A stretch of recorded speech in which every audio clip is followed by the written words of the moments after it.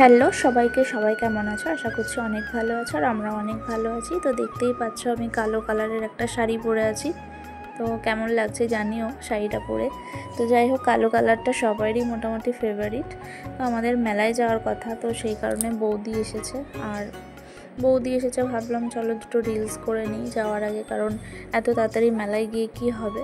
তো তারপরে দেখতেই পারলে রিলস করে আমরা নিচে চলে এসেছি। তো তারপরে ড্রেসটা চেঞ্জ করে আমরা বেরিয়েও পড়লাম।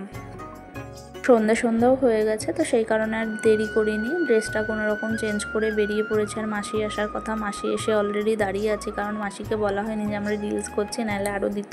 তো যাই হোক, তারপরে আমরা দেখো মেলায় ঢুকে আগে ট্রেন চড়লাম, কারণ আমার ছেলে খুব ভালোবাসে এই ট্রেন চড়তে। আর এই ট্রেনটা প্রথম বছর যখন আমি আর ছেলে চড়েছিলাম খুব ভালোই লেগেছিল। তো তারপরে যখনই মেলায় আসি ট্রেনের কথাই আগে মনে পড়ে। তো যাই হোক, এবারেও তাই সেম।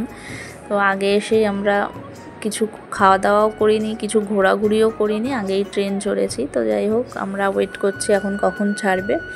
তো চলো, এইদিকে ছেড়েও দিল আমাদের ট্রেনটা। বেশ মজাই লাগে, ভালোই লাগে। তো যাই হোক, অনেক ভিড় ছিল এখানেও। তো আমরা আগে পেয়ে গেছিলাম, তাই নাহলে আমাদেরও ওরকম দাঁড়িয়ে থাকতে হতো। আর বেশি কিছু শেয়ার করতে পারলাম না, কারণ এত ভিড়, তার মধ্যে বৃষ্টি হয়েছে, কাদা, মানে আমার যেন বিরক্ত লাগছে, শুধু বাচ্চাগুলোর জন্য আসাই আর কি।